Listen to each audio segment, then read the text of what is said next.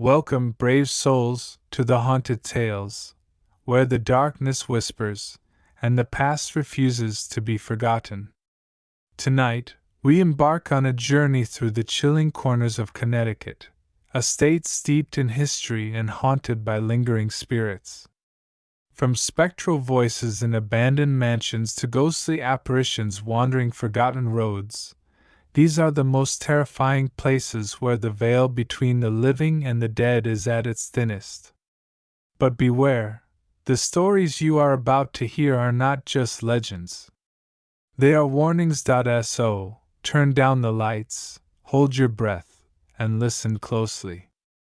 You never know who, or what, might be watching. The Warren Occult Museum, the shadow behind the glass. Ethan Carter had always been fascinated by the paranormal. A journalist by trade, he had spent years debunking supposed hauntings and exposing frauds who preyed on believers. But when he received an invitation to visit the Warren Occult Museum, he felt a strange sense of unease. The museum, founded by Ed and Lorraine Warren, was said to house some of the most cursed and dangerous objects ever collected. Among them were Annabelle, the Shadow Doll, the Conjuring Mirror, and countless relics of malevolent forces. Many had tried to enter and left disturbed, some never the same again.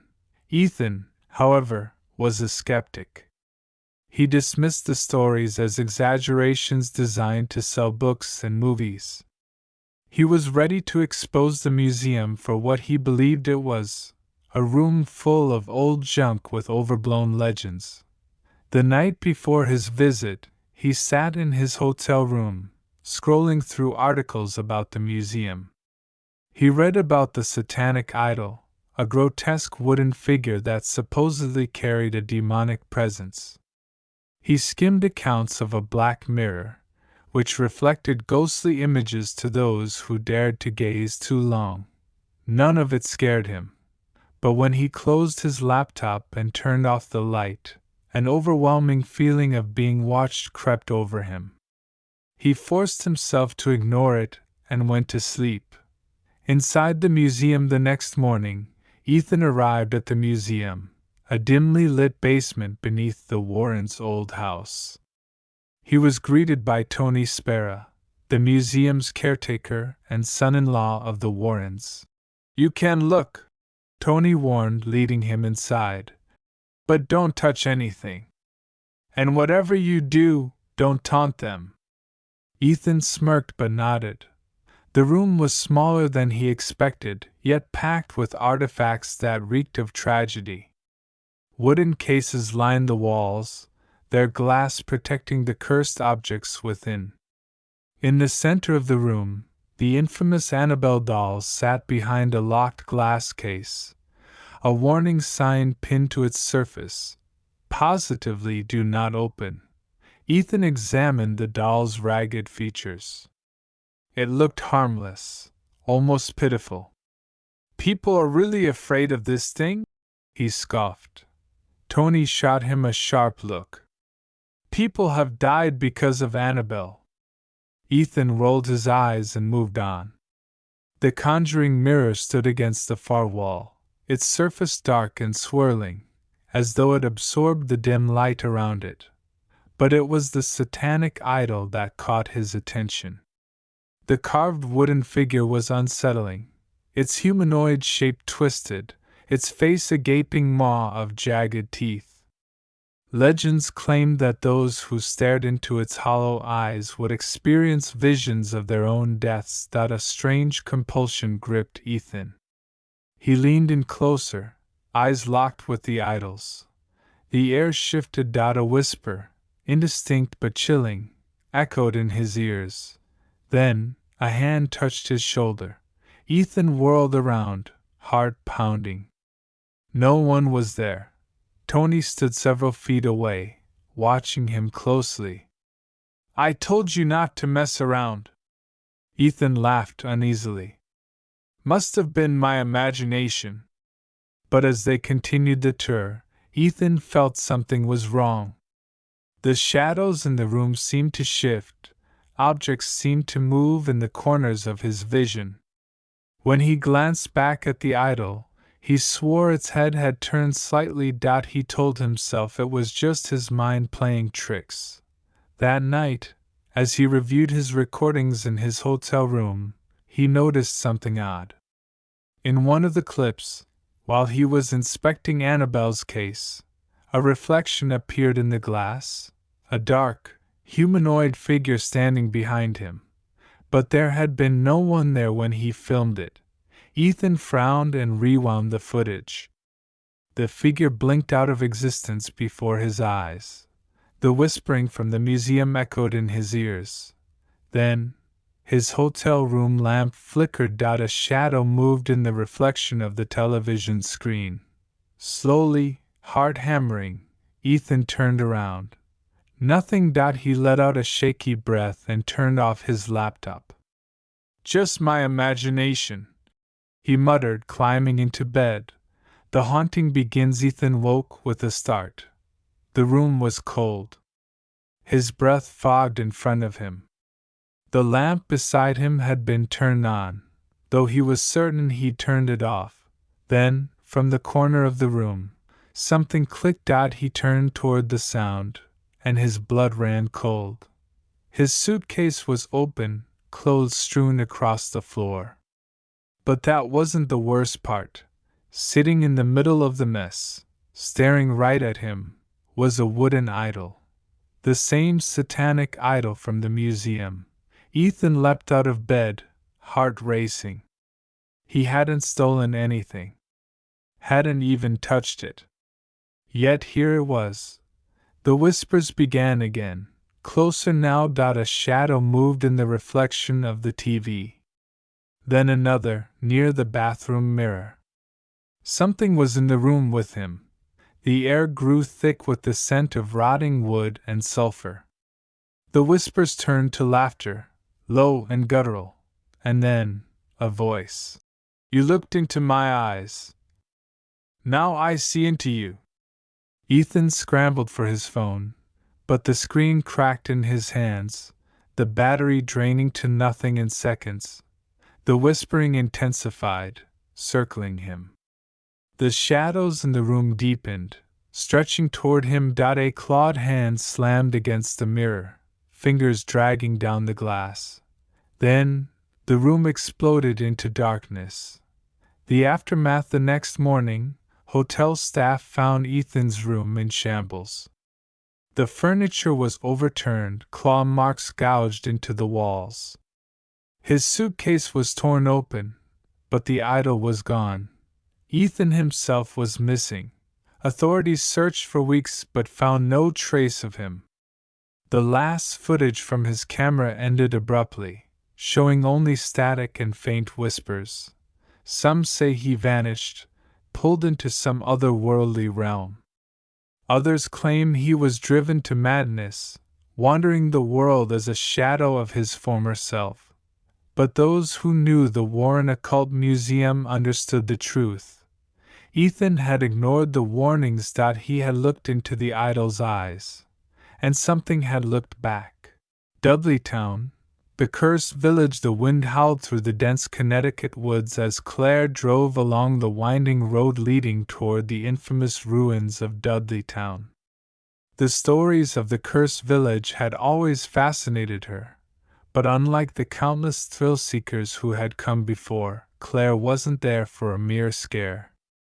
She was a journalist, determined to uncover the truth behind the eerie legends. As she pulled up near the hidden trail that led to the ruins, she hesitated. The forest was unnaturally silent, save for the occasional rustling of leaves. The setting sun cast long shadows across the trees, giving them an almost skeletal appearance. Taking a deep breath, she grabbed her camera and flashlight, determined to document whatever she found. The path was narrow and overgrown, as if nature itself had tried to erase any trace of the doomed village. It was said that Dudleytown had been settled in the 1700s by the Dudley family, who carried with them a dark curse.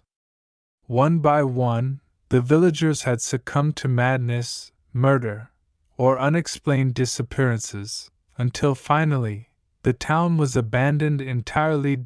As Claire reached the clearing, the remnants of old stone foundations greeted her. Time had reduced the village to little more than scattered stones and moss-covered ruins, yet the air felt thick with an invisible weight. She knelt by a collapsed wall, running her fingers along the worn stone. Suddenly, a whisper drifted through the trees. She spun around, her heart pounding. The whisper had been faint, but unmistakable, like a voice carried by the wind. She flicked on her flashlight, scanning the area, but saw nothing beyond the darkened trees. "This place is getting to me," she muttered, shaking her head. Determined to continue, she explored deeper, snapping pictures as she went. She found an old well, partially caved in, and approached it cautiously. According to legend, many of the town's residents had thrown themselves into the well, claiming they were being summoned by something lurking within. She peered down, but the darkness inside was impenetrable. A shiver ran down her spine as another whisper slithered past her ears. "You shouldn't be here." Claire froze. This time, the voice was distinct, urgent. Spinning around, she caught a fleeting glimpse of something moving between the trees. Her breath hitched. It had been humanoid, but impossibly fast, slipping through the forest like a shadow. Snapping photos frantically, she called out, "Hello? Who's there?" Silence. She swallowed hard, trying to steady herself. It had to be her imagination, or maybe some prankster trying to scare her off. Yet, deep down, she knew better. Then, the forest erupted with sound. Twigs snapped, leaves rustled, and an overwhelming sense of being watched wrapped around her like a suffocating blanket. The whispers multiplied, swirling around her in a ghostly chorus. "Leave, leave, leave!" Claire turned and ran, her heart beat a drum in her ears. The trees seemed to close in around her, the path twisting and shifting unnaturally. No matter how fast she ran, she felt as if something was just behind her, reaching, waiting. She burst through the trees and stumbled onto the road where she had parked. Her car sat just ahead, but her relief was short-lived. The passenger door was open. She was certain she had locked it. With trembling hands, she swung the door shut and jumped into the driver's seat. The engine roared to life, and she wasted no time peeling away from the cursed village. Only when she was miles away did she dare glance at her camera. Her hands shook as she scrolled through the pictures. The ruins, the trees, the well, everything looked as expected. Then she reached the last image. Claire's breath hitched. Behind her, just inches away, stood a figure, a tall, gaunt shape with hollow eyes and a twisted grin, and it was still whispering. The air inside Fairfield Hills State Hospital was suffocating, thick with the weight of history. Though the institution had long been shuttered, its abandoned halls held echoes of those who had suffered within its walls. Nathan Wells never believed in ghosts, but as he stepped over the threshold of the decaying facility, an unease settled in his bones. Nathan was a freelance journalist, drawn to stories of the macabre. His latest assignment? A deep dive into the rumors surrounding Fairfield Hills. Stories of shadow figures, disembodied voices, and the lingering torment of the patients who once called this place home. His source, a former nurse named Evelyn Carter, had been reluctant to speak but finally agreed to meet him inside the hospital at midnight. The hospital was a sprawling complex of crumbling buildings, connected by underground tunnels that once transported the most troubled patients, those deemed too dangerous or too broken to walk the grounds. Nathan's flashlight cut through the darkness, illuminating peeling paint and rusted gurneys left to rot. The stench of mildew and something more unpleasant lingered in the air. He glanced at his watch. 11:57 p.m. The wind howled through broken windows, whispering like unseen voices. Nathan told himself it was just his imagination. Then, a soft click-clack echoed from the corridor ahead. His breath hitched. He wasn't alone. He stepped cautiously toward the sound, his boots crunching over shattered glass. The beam of his flashlight landed on a figure standing at the far end of the hall. It was Evelyn. At least, he thought it was. She stood unnaturally still, her face obscured by shadow. "Evelyn?" he called. And no response. He took a step forward, but something in his gut told him to stop. There was something off about her. Then, in the dim light, he saw it. Her feet weren't touching the ground. Nathan's breath left him in a cold rush. The figure blinked out of existence. A sudden burst of static erupted from his recorder. Then a voice, weak, distant, whispered, "Help me!" Nathan spun around, his heart hammering in his chest. He was alone. Or so he thought. The walls seemed to close in around him. The darkness beyond his flashlight felt thick, almost sentient. He forced himself to move, each step feeling heavier than the last. He made his way down the hall toward the old electroshock therapy room, where countless patients had been subjected to brutal treatments. Some never left. Some were buried on the hospital grounds in unmarked graves. Nathan pushed open the door, the rusted hinges shrieking in protest. The room was filled with broken equipment, metal tables, leather restraints, and a single, rusted electroshock machine still bolted to the floor. Then, the temperature dropped. A whisper slithered through the air, curling around his ear like an icy breath. "Run!" Nathan turned to flee, but the door slammed shut. The flashlight flickered, then died. Total darkness. Then came the screams. Blood-curdling, agonized wails filled the room, overlapping in a cacophony of suffering. The air grew thick with the scent of burning flesh. Nathan stumbled backward, his mind racing. The voices were coming from everywhere, pleading, crying, shrieking. Then, the shadows began to move. Shapes writhed against the walls, figures twisted in pain, their hollow eyes locked onto Nathan. One figure, taller than the rest, stepped forward. It wore the tattered remnants of a patient's uniform, its head twitching unnaturally. Its mouth gaped open in a silent scream. Nathan's pulse thundered as the thing lunged. Suddenly, silence.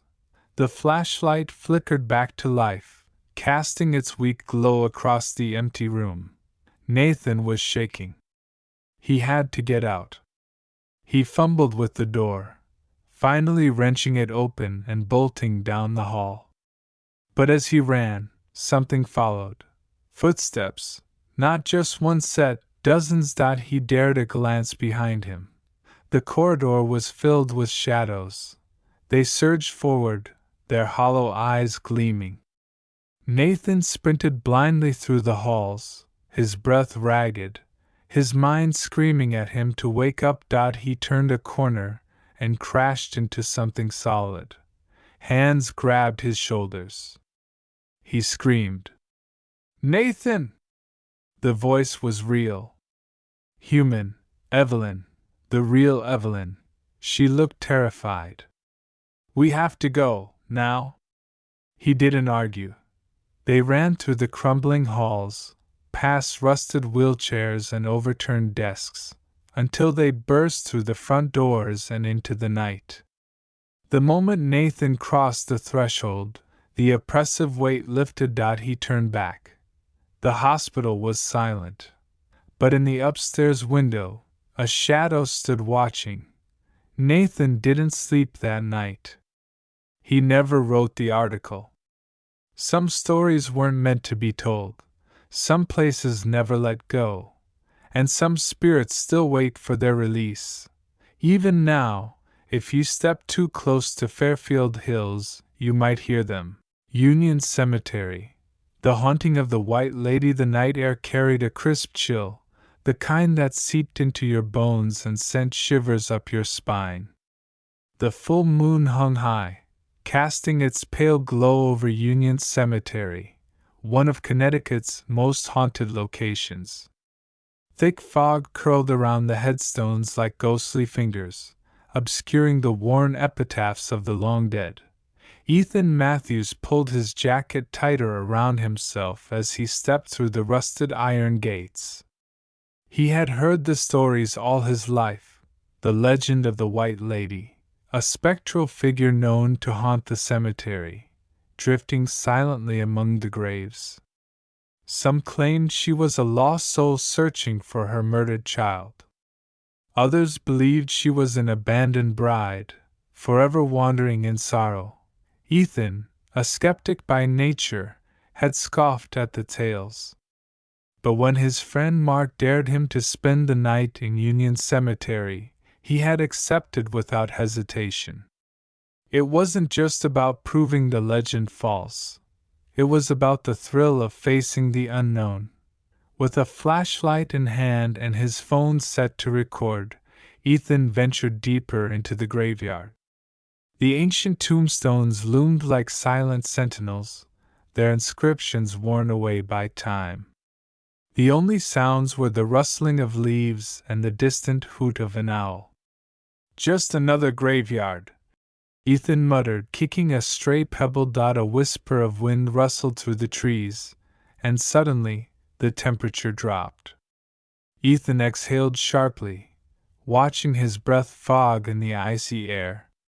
The beam of his flashlight flickered. His phone vibrated in his pocket, and he pulled it out, frowning at the notification. Battery low, 10% remaining. That didn't make sense. He had charged it fully before coming here. A chill prickled the back of his neck, an instinctive response to something unseen. Then, from the corner of his eye, he saw movement. A flash of white drifted between the tombstones. Ethan spun around, heart pounding. His flashlight trembled in his grip as he aimed it toward the spot. There was nothing there, just the silent graves and the creeping fog. His breath quickened. "It's just your imagination," he told himself. But even as he spoke, he felt a presence. A soft sob echoed through the cemetery. Ethan froze. The sound was faint, almost swallowed by the night, but it was there, a woman's weeping. "Hello?" His voice barely rose above a whisper. He took a hesitant step forward. The sobbing grew louder, closer. It was laced with sorrow, an aching despair that settled deep into Ethan's chest. He swallowed hard, his bravado fading. Then he saw her. A figure emerged from the mist, gliding between the headstones. She was draped in a flowing white gown, her long hair cascading over her shoulders. Her face was veiled in shadows, but Ethan could feel her eyes upon him, cold, hollow, and filled with endless grief. Every instinct screamed at him to run, but he stood rooted in place. His flashlight flickered again, and for the briefest moment, he saw her clearly. Her eyes were empty voids. Her mouth twisted into a silent wail. Then she lunged. Ethan stumbled backward with a strangled cry. The flashlight fell from his grasp, plunging him into near darkness. He scrambled to his feet, his heart hammering against his ribs. The white lady loomed before him, her outstretched hands reaching. A guttural moan escaped her lips, filled with an anguish so profound that it sent ice through Ethan's veins. He turned and ran. The cemetery seemed endless, the paths winding and unfamiliar. The graves blurred together as he sprinted, his breath coming in ragged gasps. The air behind him grew colder, her presence pressing against his back. Then, suddenly, the cemetery gates were ahead. Without hesitation, Ethan hurtled through them and collapsed onto the pavement outside. Silence. The oppressive chill lifted. The air warmed. Ethan gasped, sucking in deep breaths as he turned to look back.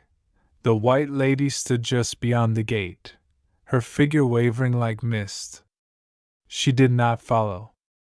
Instead, she raised one hand in a slow, deliberate motion, pointing towards something. Ethan's gaze followed her gesture, landing on a forgotten grave near the entrance. The headstone was cracked and weathered, the name barely legible. But he could make out a single word, Mother. A shudder ran through him. The stories had spoken of a woman searching for her lost child, forever trapped in mourning. Was she trying to tell him something? The white lady let out one last, sorrowful sigh before fading into the mist. Ethan stumbled away, his mind racing.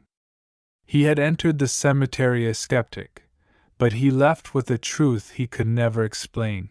Some ghosts never rest. And some grief never fades.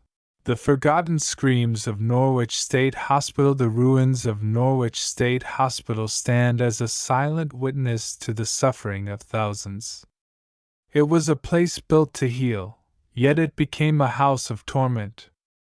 Deep in the heart of Connecticut, where the Thames River whispers against decayed walls, shadows move when no one is watching. For years, thrill-seekers, ghost hunters, and historians have spoken of phantom screams, mysterious figures in white, and the overwhelming feeling of being watched. But few know the truth behind the most notorious patient, a woman known only as Eleanor. The arrival of Eleanor Whitmore was committed to Norwich State Hospital in 1928. At 32 years old, she had been found wandering the streets of Norwich, speaking in a language no one could understand. Her eyes, dark and hollow, seemed to hold secrets not meant for this world. Doctors diagnosed her with severe schizophrenia, though some whispered that something more sinister clung to her. Nurses reported that Eleanor would whisper to unseen figures in the dead of night, her voice slipping between different tongues, some ancient, others unrecognizable. Strange things happened in Ward 6B after Eleanor arrived. Other patients began screaming in their sleep, their bodies covered in scratches come morning. The temperature in the ward would drop suddenly, breath visible in the summer heat. But it wasn't until Eleanor's disappearance that the hospital's horrors truly began. The vanishing one stormy night in 1932, Eleanor simply vanished. Her restraints were still latched to the bed, the door to her room bolted from the outside. The only clue was a single phrase scratched into the wall. "They have come." The hospital's administrators, desperate to keep the incident quiet, claimed Eleanor had been transferred to another facility. But the nurses knew better. They heard her cries echoing through the halls, long after she was gone. Patients in the adjacent rooms would wake with wide, terror-filled eyes, whispering, "She's still here." For months, the hospital was plagued with unexplainable phenomena. Lights flickered violently, beds shook in the middle of the night, and doors slammed on their own. Staff refused to enter Ward 6B after dark. The forgotten experiment in 1957, during renovations, a secret room was discovered beneath the hospital. It was a small, windowless chamber, its walls covered in deep gouges, as if someone had tried to claw their way out. Rusted shackles lay in the corner, and in the center of the room sat an old hospital bed, still holding a rotting leather restraint dot on the wall. Barely legible beneath years of grime were the words, "She is not gone." After that discovery, sightings of Eleanor's ghost intensified. Security guards reported seeing a woman in a tattered hospital gown standing in the hallways, her black eyes locking onto theirs before she vanished into thin air. Others claimed to hear whispers in a language they could not understand. The most chilling encounter occurred in 1974 when a nurse conducting inventory in the abandoned ward heard someone calling her name. As she turned the corner, she saw a woman with hollow eyes, standing in the darkness. The woman whispered, "Help me! They won't let me leave!" Then, she faded into the shadows. The hospital closes, but Eleanor remains. In 1996, Norwich State Hospital shut its doors for good. But it was too late. Whatever lingered inside had no intention of leaving.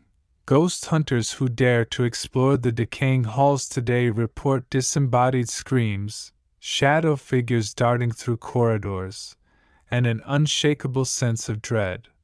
But the most disturbing of all, some claim that, if you listen closely, you can still hear Eleanor's voice whispering in the wind, calling for help, forever trapped in a place meant to heal but built to haunt. Would you dare to answer? Connecticut may be a small state, but its hauntings are anything but. Each of these locations holds a history steeped in tragedy, pain, and the unknown.